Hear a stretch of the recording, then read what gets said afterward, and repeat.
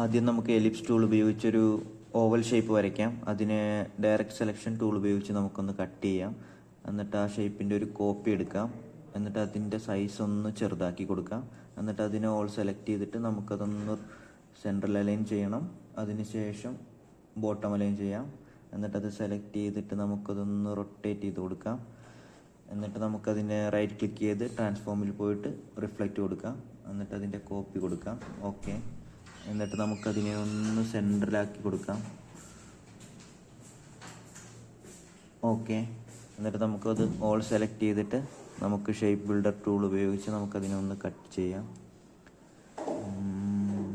Okay.